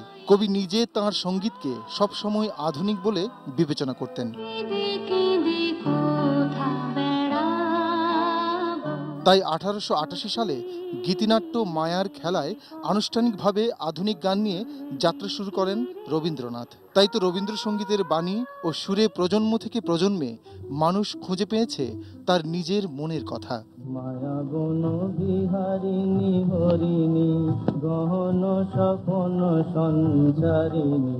কিন্তু বিশ্বভারতী রবীন্দ্রসঙ্গীতের কপিরাইট তুলে নেয়ার পর আধুনিকায়নের নামে রীতিমতো নিরীক্ষাধর্মী কাজ শুরু হয় এপার ও ওপার বাংলায়।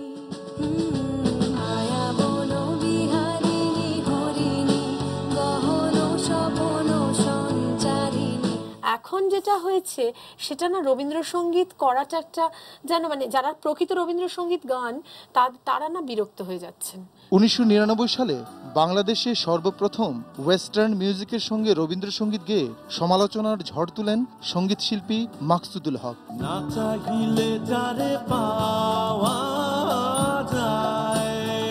এক ধরনের রাবীন্দ্রিক মৌলবাদের খপ্পরেই বোধহয় আমি পড়েছিলাম। রক্ষণশীলতা কখনোই কোনো সংস্কৃতি, কোনো সঙ্গীত, কোনো জাতি, কোনো মানুষের উন্নতি আনতে পারেনি।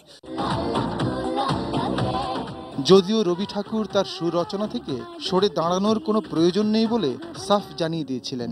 যদি তোর ডাক শুনে কেউ না আসে তবে কিন্তু নতুন প্রজন্মের কাছে রবীন্দ্রসঙ্গীত গ্রহণযোগ্য করতে নিরীক্ষাধর্মী রবীন্দ্রসঙ্গীতের সঙ্গে সেতু বন্ধনের কথা বলেছেন রবীন্দ্র গবেষক ও সমাজতাত্ত্বিক সুস্মিতা ভট্টাচার্য।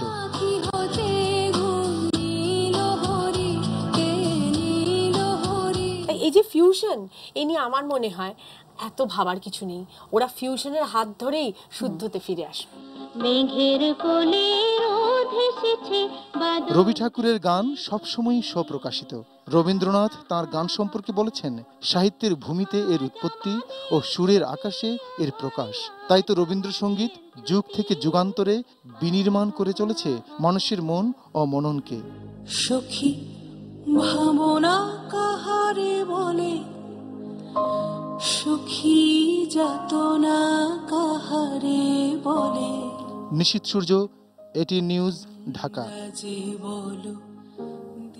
নন্দিতা, অনেক কিছু এসছে, রবীন্দ্র পাঠ আসছে, রাবীন্দ্রিক যে মৌলবাদের কথা বলছি, রবীন্দ্র গান আটকে রাখার একটা সুরের মধ্যে ধরে রাখার প্রবণতা ইত্যাদি অনেক কিছু আসছে। আর আমরা যেটাকে বলছি যে মৃত্যু, বন্ধুত্ব, সেলিব্রেশন, সব মিলিয়ে নন্দিতার কাছে এখন কি মনে হচ্ছে? ওই যে আমরা বললাম অনুভব আর অনুভূতির একটা জায়গায় আমরা দম নিয়ে চলে গেছিলাম ব্রেকে, নন্দিতার ব্রেকটা একটু লম্বা হয়ে গেছে, অনেক কিছু ভেবে ফেলেছেন নিশ্চয়ই। না না, আসলে আমাদের কথা শুরু হচ্ছিল যেটা নিয়ে, সেটা হচ্ছে শিক্ষা ব্যবস্থায় রবীন্দ্রনাথের চর্চা বা রবীন্দ্রনাথকে নিয়ে ভাবনা। কিন্তু আমার কাছে মনে হয় যে শিক্ষা ব্যবস্থা তো একটা বিষয় বটেই, যে যেখানটাতে আমাদের রবীন্দ্রনাথের সৃষ্টিকর্ম, তার কাজ, সেগুলো আমরা শিখব, স্কুল, কলেজ, ইউনিভার্সিটিতে গিয়ে শিখব। কিন্তু আমি ব্যক্তিগতভাবে মনে করি এই চর্চাটা শুরু হওয়া উচিত পরিবার থেকে, একদম একদম পরিবার, যেখানে আমরা যেরকমভাবে বেড়ে উঠেছি, যে ভোরবেলা ঘুম থেকে উঠে আমার বাবা গান চালিয়ে দিতেন, অথবা আমার বোন, বড় বোন, সে গান চালিয়ে দিতেন রবীন্দ্রসঙ্গীত। তখন শিখেছি আমরা সাগর সেন, সুবিনয় রায়ের গান, কানে তখন আটকে গেছিল সুরগুলো, কিন্তু কথা তো বুঝতাম না, কিন্তু কীরকম একটা প্রশান্তিমূলক এক ধরনের গানের সাথে আমাদের পরিচয় ঘটেছিল। পরবর্তীতে জেনেছি এগুলো রবীন্দ্রসঙ্গীত। তারপর তো আরও বইপত্র পড়া, সেক্ষেত্রে বাবা মার উৎসাহ, পরিবারের উৎসাহ একটা বিরাট ভূমিকা রেখেছিল। তো সেক্ষেত্রে আমার মনে হয় যে শুধুমাত্র শিক্ষা ব্যবস্থাকে দায়ী করাটা মনে হয় না অত বেশি ঠিক হবে। আমার মনে হয় পরিবারের ভূমিকা এই ক্ষেত্রে অনেক অনেক বেশি। আমি জানি না আপনারা বাবা মার কথা বলছেন, আসলে প্রজন্মের কথা বলছেন, কারা এই পরিবার বা প্রজন্ম এখন কারা? ধরেন মায়ের বয়সী যদি বলেন, তাহলে আরও মানে এই মায়েরা এখন ইউনিভার্সিটিতে পাশ করে চাকরি করছে, ওয়ার্কিং মাদার, অথবা হয়তো না, তাদের এইজ গ্রুপটা চিন্তা করলে তারা কিন্তু রবীন্দ্রনাথ পাঠ করে ওইভাবে যেই পাঠাভ্যাসের কথা আপনি বললেন, সকালবেলা রবীন্দ্রনাথ ছেড়ে দেওয়া গান শোনা ইত্যাদি, সেভাবে বড় হয়নি। সুতরাং পরের জেনারেশন, মানে পরের যেই সন্তানরা বড় হচ্ছে আমাদের এই বাংলাদেশে, তারা কিভাবে সেই পরিবারে রবীন্দ্র ছোঁয়া পাবে? শুধু রবীন্দ্রর কথা কেন বলছি, নজরুল, আব্বাসউদ্দিন, হাসন, লালন, কোনো কিছুই কি পড়তে পারছে বা জানতে পারছে? কি বাংলা মিডিয়াম কি ইংরেজি মিডিয়াম? সেখানে তো এক ধরনের গ্যাপ তৈরি হচ্ছে না? এটা কি আমার মনে হয় যে, যদি আমি কেন বললাম পরিবারের কথা, কারণ একটা বয়স পর্যন্ত, 4 বছর পর্যন্ত তো বাচ্চাদেরকে আমরা স্কুলে দেই না, কিন্তু 4 বছর বয়স পর্যন্ত বাচ্চারা কিন্তু একটু একটু করে, এই ধরেন মমচিত্তে নীতির সাথে একটু একটু করে নাচে, এই গানটা গায়, আলো আমার আলো গো, একটু একটু করে কিন্তু ওরা ওখান থেকে ইয়েটা পায়, মানে উৎসাহটা পায় বা শুনতে পারে, বা ওরিয়েন্টেশন যেটা হয় ওদের ছোটবেলা থেকেই। এরপরে বাবা মারা শেখায় বীর পুরুষ কবিতা, অথবা আমাদের ছোট নদী চলে বাঁকে বাঁকে, এই ধরনের রাইম করে করে হয়তো বা ছোট বাচ্চাদেরকে শেখানো হয়। এবং তার পরবর্তীতে তারা যখন স্কুলে যায়, হ্যাঁ, তখন শিক্ষা ব্যবস্থার ভূমিকাটা আসতে পারে। কিন্তু আপনি কি মনে করেন না যে এই ক্ষেত্রে আমাদের পরিবার? হ্যাঁ, আমি একদম ঠিক বুঝতে পেরেছি নন্দিতা, কিন্তু মানে আপনার পড়া আর আপনার বয়সী আরও একজন, বা আপনার চেয়ে আরও ধরেন 5 বছর বয়সী, একটু কম বয়সী আরেকজন মায়ের কথা চিন্তা করেন, তাকে জিজ্ঞেস করলেও অন্তত হয়তো আমাদের ছোট নদী কবিতাটা তার পড়া আছে বলে আমার মনে হয় না। বাস্তবতাটা কিন্তু ওখানে, তার মানে শিক্ষার ওই স্প্যানটা আমরা সেই সময়কালটা যদি হিসাব করে দেখি, তার সিলেবাসে ওইভাবে ছিল না, তার ঘরানায় তার পরিবারও তাকে শেখায়নি। সুতরাং একটা বাফার টাইমের মধ্যে যাচ্ছি কিন্তু কিনা। সেটা তো আমাদের আস্তে আস্তে ওই প্র্যাকটিসটা বিলুপ্ত হয়ে যাচ্ছে, সেই জন্যই সে নাই। এবং এই ক্রাইসিসটা নিয়ে কিন্তু আমরা এগোচ্ছি, কথা বলছি মাঝে মধ্যে রবীন্দ্র প্রয়াণ দিবস, জন্মদিবস, নজরুলের প্রয়াণ দিবস বা জন্মদিবসে কথা বলছি, কিন্তু তারপরে আর কোথায় জানি এই শূন্যতাটা বা এই গ্যাপটা পূরণ করার কোনো রকমের কোনো ভাবনা, কোনো আইডিয়া আমাদের সামনে হাজির হচ্ছে না। একটা বিরতির পরে এই ভাবনা বা আইডিয়া নিয়ে কথা শুনবো রফিকুল্লাহ খান স্যারের কাছ থেকে। সকৃত নোমানও বলবেন। একটা ছোট্ট বিরতি।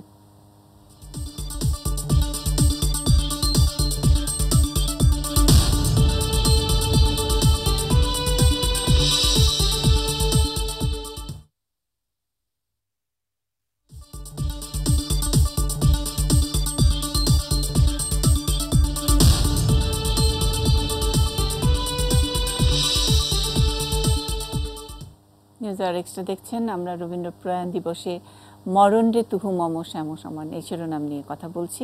আজ বন্ধু দিবস, বন্ধু উদযাপনের দিবস, কিন্তু কবিগুরু তো মরণকেই উদযাপন করে গেছেন সারা জীবন।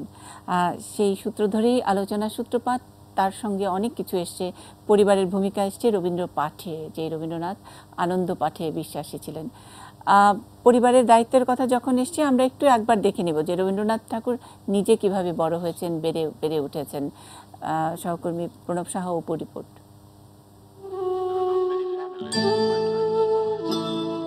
ঠাকুর বাড়ির রবি ছোটবেলা থেকেই প্রথাগত শিক্ষায় বেজায় অন্যমনস্ক। বিশাল পৈতৃক জমিদারি, বিত্ত, বৈভব, ধীরে ধীরে সব কিছু ম্লান হয়ে যাওয়া দেখে বড় হয়ে ওঠা। পারিবারিক সাংস্কৃতিক আবহে ভাবনা এলো, আচ্ছা কি করে আজীবন আমৃত্যু মানুষের ভালোবাসা নিয়ে সারা বিশ্বের অনেকটা জমিদারের মতোই টিকে থাকা যায়। খেলতে খেলতে সেই থেকে শুরু সৃজনশীল ভাবনার। 12 বছর বয়সে বাবার সঙ্গে প্রকৃতি দেখতে প্রথম ঘর থেকে বের হওয়া, একেবারে রেলে চড়ে সমুদ্র ও পাহাড়ের কাছে, সেও এক খেলা।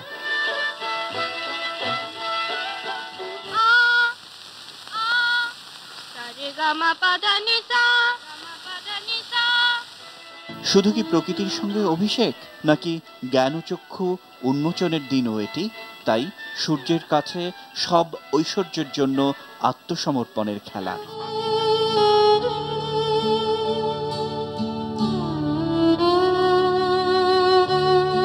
আর সেই থেকেই রবীন্দ্রনাথ প্রকৃতির সঙ্গে মানুষের মিল খুঁজে বেরিয়েছেন বাংলার পথে প্রান্তরে।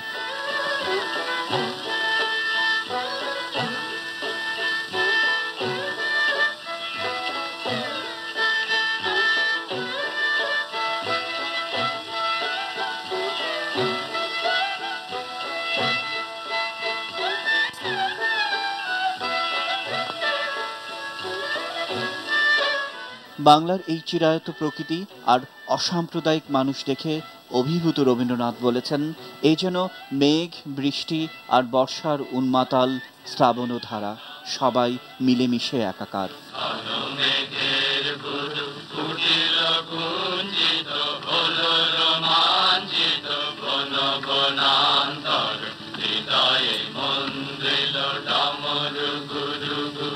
আমৃত্যু রবীন্দ্রনাথ কখনোই প্রথাগত বিদ্যায় আগ্রহী ছিলেন না, তাই সেই প্রাচীন রীতিতেই প্রকৃতির সঙ্গে সার্বজনীন শিক্ষা রীতির জন্য প্রাণান্তকরণ চেষ্টা ছিল তার।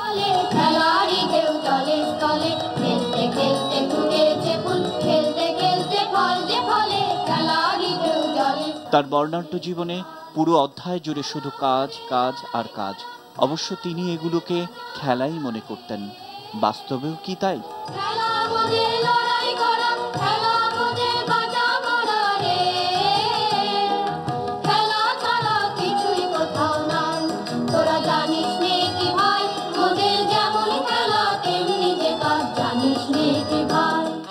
নয় মান নয়, কিছু ভালোবাসা করেছেন আশা।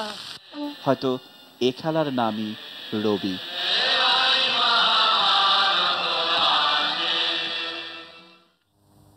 হয়তো এই খেলার নামই রবি। আমরা এরকম রবীন্দ্র পাঠ নিয়ে যখন কথা বলছি, পরিবারের দায়িত্ব নিয়ে কথা বলছি, আমরা একটা বাফার সময়ের মধ্যে দিয়ে যাচ্ছি যখন পরিবারও ঠিকভাবে দায়িত্ব পালন ঠিক করতে পারছে না রবীন্দ্র পাঠের কথা, নন্দিতার কথা সূত্র ধরে। স্যার একটু যোগ করবেন খুব ছোট্ট করে, একটা বিরতিতে যাব আপনার কথা শুনে। আমি যে বিষয়টাকে গুরুত্বপূর্ণ মনে করি সেটা হলো যে আসলে সংস্কৃতির মূল জায়গাটি হচ্ছে কিন্তু পরিবার। আর আমাদের সময়ের বিবর্তনের সঙ্গে সঙ্গে আমাদের পারিবারিক জীবনের বড় ধরনের পরিবর্তন ঘটে গেছে, যেখানে জ্ঞান, শিক্ষা, আনন্দ গুরুত্বপূর্ণ ছিল, সেখানে পুঁজিটা, অর্থটাই হচ্ছে সবচেয়ে গুরুত্বপূর্ণ। আর শিক্ষাটা কিন্তু অর্থমুখী, প্রতিষ্ঠামুখী, জ্ঞানমুখী না। এই যে সংস্কৃতির এবং জীবন বিন্যাসের মূল জায়গার যে সংকট, এই সংকট কিন্তু আমাদের জীবনের সকল ক্ষেত্রেই পড়ে গেছে। আজকে আমরা যখন নিজের মুগ্ধতাকে সবার উপর আরোপ করতে চাই, সকৃতনমানের রবীন্দ্রনাথকে ভালো লাগা, আমার ভালো লাগা, নন্দিতার ভালো লাগা, মুন্নি আপনার ভালো লাগা, সবার ভালো লাগা দিয়ে তো আর সমগ্র সমাজকে, 8-9 কোটি মানুষের দেশকে বিবেচনা করা যাবে না, আর বাংলাভাষী 30 কোটি মানুষকেও বিবেচনা করা যাবে না। সুতরাং আমরা তো 16 কোটি স্যার। হ্যাঁ 16 কোটি, যাই হোক 17 কোটি 16 কোটি যেভাবেই বলি না কেন, সব মিলিয়ে 30 কোটি বা আরও বেশি কিংবা কম সেইটা বলছি না, পুরো কাঠামোর একটা পরিবর্তন হয়েছে। যারা গভীরভাবে ভাবেন, দেশকে নিয়ে ভাবেন, যারা সংস্কৃতিকে নিয়ন্ত্রণ করেন, সংস্কৃতি চর্চাকে নিয়ন্ত্রণ করেন, তাদের এখানে বড় একটা দায়িত্ব আছে। সংস্কৃতির নিয়ন্তা যারা, তারা যদি এগুলো ঠিকমতো অনুভব না করেন, কর্পোরেট পুঁজির হাতে সব কিছু সমর্পণ করে দিলে রবীন্দ্র চর্চা কিংবা নজরুল চর্চা, জীবনানন্দ চর্চাটা মানে একটু কঠিন হয়ে যায়। কারণ এই জায়গাগুলো বিশুদ্ধ আনন্দের জায়গা, উপলব্ধির জায়গা। সকৃত নমান যোগ করবেন খুব ছোট্ট করে। আমি শুরু করতে চাই যে আফ্রিকান কথা সাহিত্যিক নগোগি ওয়াথিয়াঙ্গুর একটু ব্যাপার দিয়ে শুরু করতে চাই। যে নগোগি ওয়াথিয়াঙ্গু যে ভাষায় উপন্যাস রচনা করেছেন, তার ভাষাভাষী জনগোষ্ঠীর সংখ্যা মাত্র 3,500। এই 3,500 মানুষের ভাষাকে তিনি বিশ্ব দরবারে পৌঁছে দিয়েছেন তার উপন্যাসের মধ্য দিয়ে। বারবার তার নাম নোবেল কমিটিতে গিয়েছে। তো আমাদের বাংলা ভাষা পৃথিবীর 5টি ভাষার মধ্যে অন্যতম একটি, 5ম স্থানে বাংলা ভাষা অধিকার করে আছে। সেই ভাষারই একজন অগ্রগণ্য কবি হচ্ছে রবীন্দ্রনাথ ঠাকুর বা কথা সাহিত্যিক কিংবা নাট্যকার। যে বাংলা ভাষা এমন একটা জায়গা ছিল, এমন একটা বিচ্ছিন্ন অবস্থা ছিল আমাদের, এই বিচ্ছিন্ন অবস্থা থেকে রবীন্দ্রনাথ আমাদেরকে ভাষাটাকে সুগঠিত করে দিয়েছেন যে এই হচ্ছে কবিতার ভাষা, এই হচ্ছে উপন্যাসের ভাষা, এই হচ্ছে নাটকের ভাষা, এই হচ্ছে গল্পের ভাষা। আমাদের গল্প লেখানো শিখিয়েছেন রবীন্দ্রনাথ।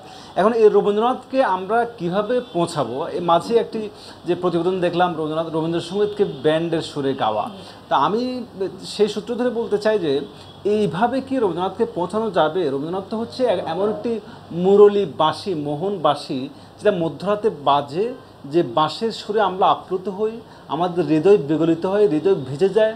এখন এই মুরলী কিংবা মোহন বাঁশির সুরকে যদি কেউ যে এই সুর দিয়ে তবলা বাজাতে চায়, কেউ যদি ঢোল বাজাতে চায়, চিন্তা করে হয়তো তিনি ঢোল তবলা মুরলী দিয়ে বাজাতে পারবেন, কিন্তু সেটা তাল কেটে যাবে। কিন্তু তাল কেটে মানে গবেষকরা তো অন্য কথা বলছেন। সকৃত সুস্মিতা ভট্টাচার্য বললো যে আচ্ছা ঠিক আছে, যেভাবে হচ্ছে হোক না। অনেকদিন তো আসলে যেটা বলছে যে রাবীন্দ্রিক মৌলবাদ, এটা আমাদের একজন গুণী শিল্পী, তিনি মাকসুদ, তিনি প্রথম এই শব্দটি উচ্চারণ করেছেন, যেহেতু উনি নিজে প্রথমে রবীন্দ্রসঙ্গীতটা একটু অন্য ঢঙে গেয়ে বাংলাদেশে বিপুল সমালোচনার মধ্যে পড়েছিলেন। তো সেই রাবীন্দ্রিক মৌলবাদ থেকে যখন নাকি মুক্তি পেল, মানে শান্তিনিকেতনের প্রোটেকশনটা যখন উঠে গেল, তখন যেভাবেই যাক না কেন, তরুণদের হাতে যাক না কেন, তাদের মতো করে তারা গাক না কেন, আস্তে আস্তে নাকি এই ভালো চর্চা, ভালো সুর, গান, রবীন্দ্র পড়ার চর্চার মধ্যে যাবে। গবেষকরা এরকম দাবি করছেন। আপনি হতাশা প্রকাশ করছেন কোন সূত্র ধরে? আমি পৃথিবীতে কিছু জিনিস আছে তাদেরকে তাদের মতো করে রাখতে দিতে হয়। যেমন সীতাকুণ্ডের যে পাহাড়টা, আদিনাথ মন্দির আছে ওখানে, ওই সীতাকুণ্ডকে সীতাকুণ্ড পাহাড়ের মতো করে রাখতে দিতে হয়। হিমালয়কে হিমালয়ের মতো করে থাকতে দিতে হয়, তাকে তার মতো থাকতে দিতে হয়। আপনি যদি পদ্মা নদীকে বেড়িবাঁধ দিয়ে দুই তীরে বড় বড় বিশাল বিশাল পিলার দিয়ে শাসন করতে যান, পদ্মা নদীর মতো করে থাকবে না। রবীন্দ্রনাথ এমন একটি দ্বীপ, কমল কুমার রবীন্দ্রনাথ নজরুল, জীবনানন্দ দাশ, মানিক বন্দ্যোপাধ্যায়, তারাশঙ্কর বন্দ্যোপাধ্যায়, এগুলো আলাদা আলাদা দ্বীপ, এগুলোকে ওই দ্বীপের মতো করে থাকতে দিতে হয় এবং কেউ তাদের মতো করে তাদের সৃষ্টিশীলতা তাদের মতো করে জাতির কাছে পৌঁছে দিতে হবে। এখন যদি কেউ মনে করে যে আমি ব্যান্ডের মধ্যে দিয়ে পৌঁছাবো, সেটা পৌঁছানো যেতে পারে, সেটা অবশ্যই সেটাকে বাধা দেওয়া রক্ষণশীলতা, আমি কোনো রক্ষণশীলতার পক্ষে না, এক্সপেরিমেন্ট হতে পারে কিন্তু সেটা টিকবে বলে আমি অনেক ধন্যবাদ শাকিব নোমান। আমরা শেষ করব আমাদের অনুষ্ঠান একেবারে শেষ প্রান্তে। আমরা বলছি দ্বীপ, আমরা পাহাড় সাগরের সঙ্গে তুলনা করছি, এটা মহাসমুদ্র, রবীন্দ্র সাহিত্য, রবীন্দ্র পাঠ, রবীন্দ্র রসের একটা কোনো গান নিয়ে আমরা কবির প্রতি শ্রদ্ধা জানিয়ে আজকের অনুষ্ঠান শেষ করব। নন্দিতা আছেন তৈরি? আমাদের শুরু হয়েছিল আসলে মারানের তুহুমম শ্যাম আসাম, তারপর সেটা আমরা নানান আলোচনায় নানান রঙের রবীন্দ্রনাথ নিয়ে আলোচনা, হ্যাঁ নানান রঙে করলাম, কিন্তু আসলে শেষ পর্যন্ত আমরা কি বুঝলাম যে রবীন্দ্রনাথ মৃত্যুকে কিভাবে দেখেছেন। হ্যাঁ, তো আমি এখন যে গানটি গাইবো সেই গানটির মধ্যে উনি মোটামুটিভাবে বুঝিয়ে দিয়েছেন। হ্যাঁ,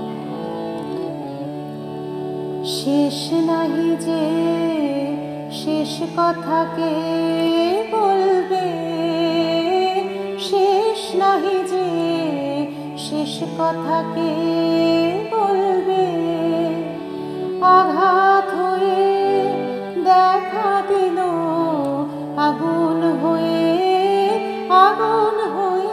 জ্বলবে,